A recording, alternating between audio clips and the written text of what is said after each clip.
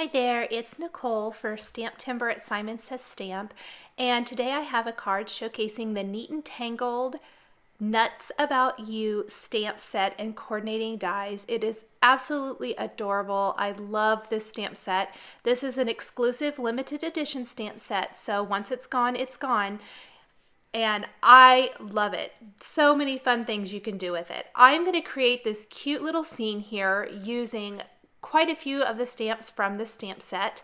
The large image with the large acorn and sweet little critter, and then I'm going to use another one of the little animals, and I will also color in an additional acorn. I have been really enjoying using my Misty for stamping all of my images, and that is because I can stamp them multiple times, one on top of another, to get a really crisp, dark impression. I am inking these images up with Simon Says Stamp Intense Black ink, and you can see the first impression isn't that great. These stamps have never been inked before, which is part of the problem, and sometimes you just don't get a good stamped impression. I've been stamping them about 3 times, one on top of another, and that gives you that bold, dark black line, great detail to any of those little detailed areas, especially things like faces, and just makes it so much more, I guess, nice to look at. I like when there aren't any of those light or faded spots. I'm going to start coloring in my acorn here. I did just start with these first 2 images. I wasn't exactly sure where I wanted to go with the rest of the design for the card. I knew I wanted to use both of these. I am using the Copic colors shown across the bottom of the screen, keeping the acorn kind of light here along the bottom. It'll be darker at the top, of course. This is one of my favorite Copic color combinations, E40, 43, and 44.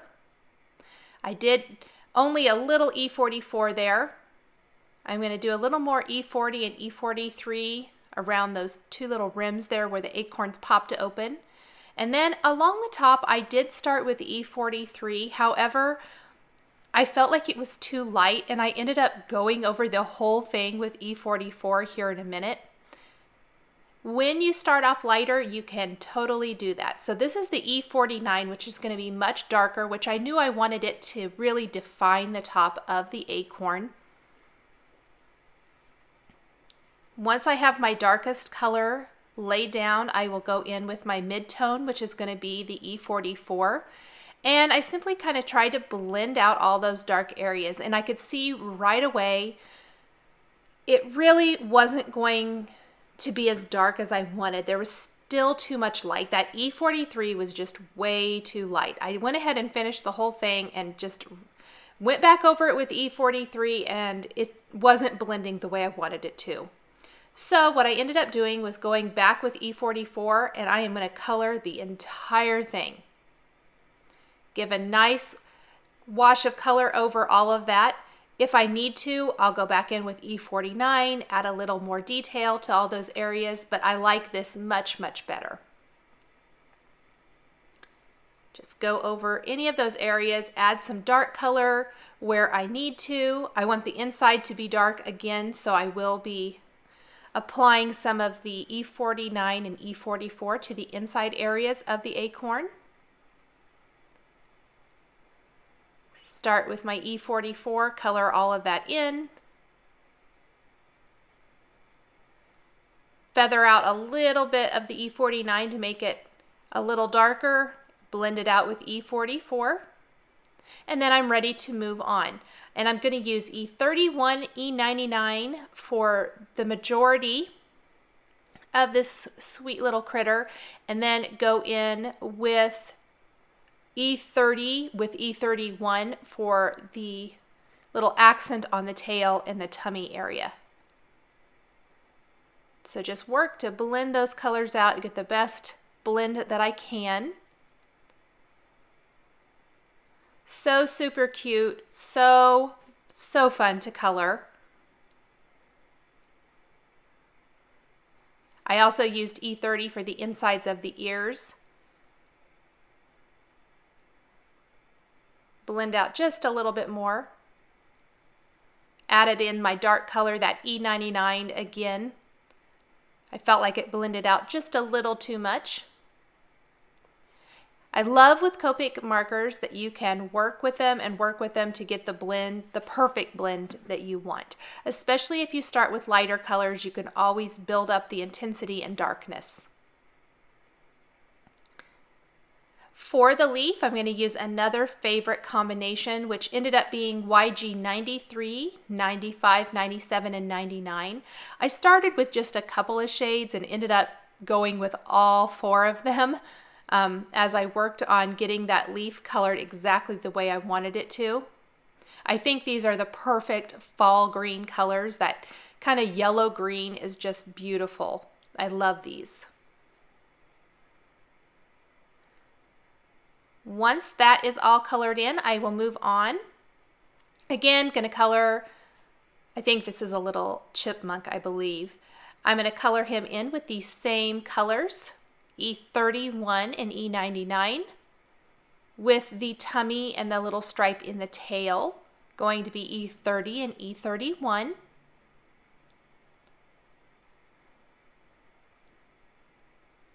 So super cute. Once he's all colored in, I did choose to color his scarf in with those same kind of neutrals and fall colors. And I wanted to use some oranges, but I wanted the oranges to be enough that you could tell they were orange, especially with the colors I used for the critter himself. So I chose to do YR 24, 27, and a little EO8. Just to give it a tiny bit of color. You could totally go with something a little bit bolder. I really wanted to kind of stay within this certain fall colors category. I also think maybe some shades of navy-ish kind of colors, some nice deeper blues maybe would be fun. You could even go with green. I kind of stayed away from green just because I was going to have greenery in not only the leaf, but a couple of smaller leaves as well. I'm going to go ahead and pop this out, and I knew that I wanted to use the Hello Greeting from the Nuts About You stamp set right on that large acorn. It fits perfectly. Again, I'm going to use my Misty to do this so that I get a very nice, crisp stamped greeting. I'm going to position that, use my magnets to hold it down, lay the hello right where I want it to go, close the lid, pick it up, and then I'm going to ink it up again with that Simon Says Stamp Intense Black ink. I'm going to stamp it twice. So here's the first one, and you're going to see there's a couple of lighter areas. It's not that bold. Stamp it again, right on top of the first, and that looks great. That's perfect. Also using the Misty while I have it out, I'm stamping the small acorn and that little leaf. I'm going to stamp those a couple times. I'm going to use all 4 of those images to finish out my little scene. So I'm simply flipping my paper around here so I can stamp them all at once. I just tore off that excess paper. Use my magnets to hold that down. Again, stamp these one on top of each other about 3 times to get that really nice bold black line. Same colors that I used for the large acorn, I'm going to use for the smaller ones, E40, 43, and 44 for the bottom part of the acorn. Just barely a small touch of E44. Most of that blended out with E43 into the E40.